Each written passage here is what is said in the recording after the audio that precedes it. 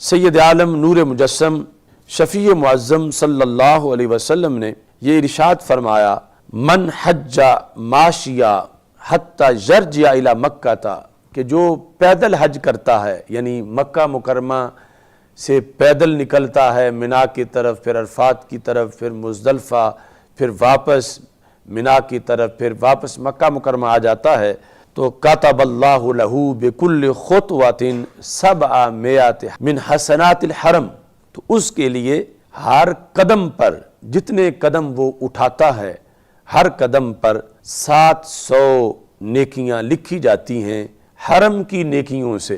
تو عام نیکی اور ہے، حرم کی نیکی اور ہے۔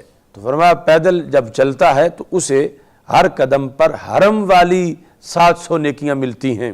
تو سرکار دو عالم صلی اللہ علیہ وسلم سے پوچھا گیا، وما حسنات الحرم، حرم کی نیکیوں کی کیا شان ہے؟ یعنی عام نیکیاں اس کو نہیں ملتی، اس کو 700 نیکیاں حرم والی ملتی ہیں۔ تو حرم کی ایک نیکی کا کیا مقام ہے؟ تو ہمارے آقا صلی اللہ علیہ وسلم نے ارشاد فرمایا، بکل حسنۃ 100,000 حسنہ، حرم کی ایک نیکی عام نیکیوں میں 1,00,000 نیکی کے برابر ہوتی ہے۔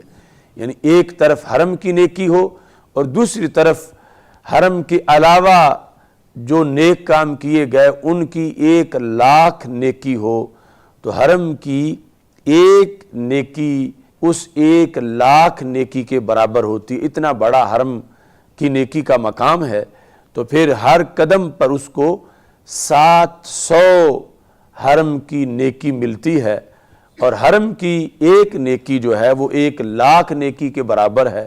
تو یہ یعنی کس قدر لِیَشْهَدُوا مَنَافِعَ لَهُمْ، کہ انسان کے لیے اس سفر میں کتنے منافع ہیں اور کس قدر انسان کو نوازا جاتا ہے۔ یہاں تک کہ ہمارے آقا صلی اللہ علیہ وسلم سے سیدہ عائشہ صدیقہ رضی اللہ تعالی عنہا روایت کرتی ہیں، ان الملائکۃ لتصافح رکبان الحجاج وتعتنق المشاة، کہ فرشتے حاجیوں کا جب استقبال کرتے ہیں تو جو حاجی سواری پر ہیں ان سے فرشتے مصافحہ کرتے ہیں، اور جو پیدل چل رہے ہیں ان سے معانقہ کرتے ہیں۔ تو اگرچہ حجاج کو اس بات کا احساس نہ ہو، لیکن نبی اکرم نور مجسم شفیع معظم صلی اللہ علیہ وسلم کے فرمان کی وجہ سے اس میں وہ ضرور تجلیات موجود ہیں جن کا ذکر نبی اکرم نور مجسم شفیع معظم صلی اللہ علیہ وسلم نے فرمایا ہے۔